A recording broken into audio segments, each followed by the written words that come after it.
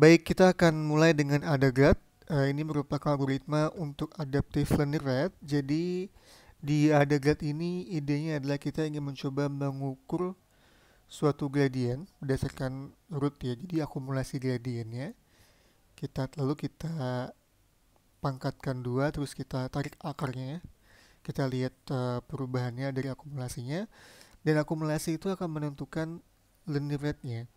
Jadi kalau ternyata akumulasinya itu gradientnya sangat besar, maka learning rate-nya itu akan lebih kecil. Kalau gradientnya lebih kecil akumulasinya, maka learning rate-nya akan lebih besar. Oke, jadi dia adaptif dalam konteks akumulasi gradientnya. Oke, jadi pertama-tama kita set global learning rate epsilon. Jadi ini tidak perlu scheduling learning rate ya, atau decaying linearly learning rate. Terus kita set initial parameter theta random, biasanya ada small constant delta itu untuk menjaga stabilitas, karena nanti kita taruh si adaptifnya itu sebagai inverse atau pembagian dari si learning rate. Jadi kalau ternyata dia dibagi nol kan akan membuat komputasi tidak stabil, sehingga kita tambah dengan sebuah konstanta yang sangat kecil, 10 pangkat minus 7 atau biasanya 10 pangkat minus 8. Lalu kita initial gradient accumulation R itu sebesar 0. Selama belum berhenti, kita seperti biasa kita sampling mini batch dari training set. Lalu kita komputasi gradientnya. Nah, setelah itu di sini intinya kita akumulasi square gradient, yaitu R tadi 0 plus, nah ini gradientnya dikalikan dengan 2. Kita akumulasikan kalikan 2. Nanti akan kita tarik square rootnya. Nah, disinilah terjadi compute update, terjadi delta theta yang akan kita tambahkan dengan si parameter yang ada yang ingin kita update nanti, yaitu minus ini kalau biasa kan minus epsilon kalikan dengan G.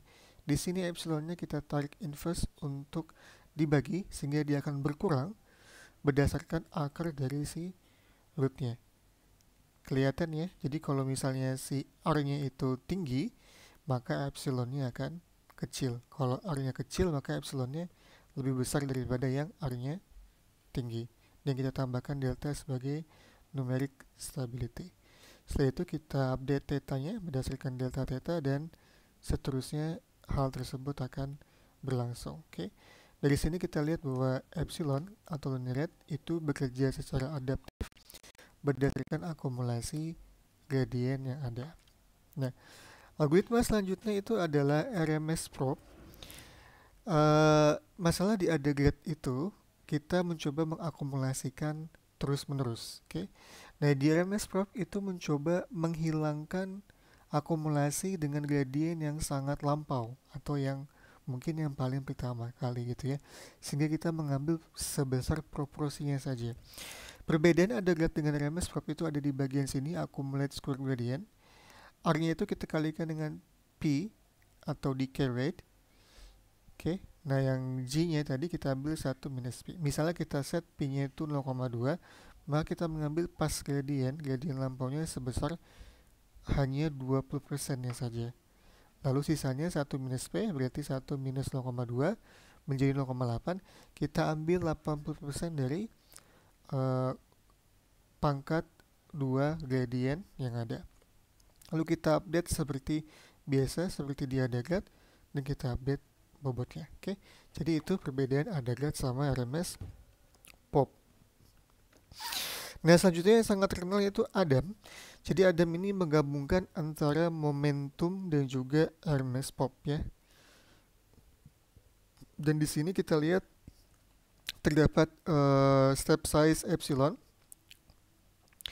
disarankan sebesar 0,001 ya. Jadi kalau kalian menggunakan ADAM, learning rate-nya sebaiknya 0,001. Tapi kalau mau lebih spesifik perlu uji learning rate. Terus ada exponential decay rates for moment estimate, ada P1 sampai P2, ini antara 0 sampai dengan 1. Lalu small constant delta untuk numerical stabilization biasanya 10 pangkat minus 8 ya. Ini sudah set default.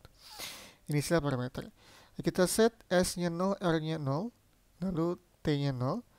Seperti biasa, selama belum berhenti kita ambil dataset dari mini batch-nya. kita komputasi gradiennya, ini T-nya sudah naik. Terus kita update bias first moment estimate, jadi ada dua momen ya. Momen yang pertama adalah gradien biasa, momen yang kedua adalah gradien yang dipangkatkan 2.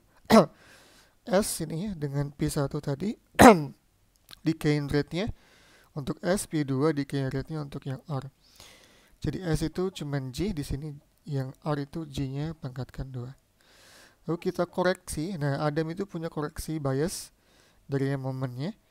Jadi S hat itu dikoreksi dibagi dengan 1 minus P1 sesuai dengan T-nya tadi ya. P1 T-nya kan dia akan terus mungkin terus berbeda ya. Terus ini R-nya juga P2T dikurangi. Oke.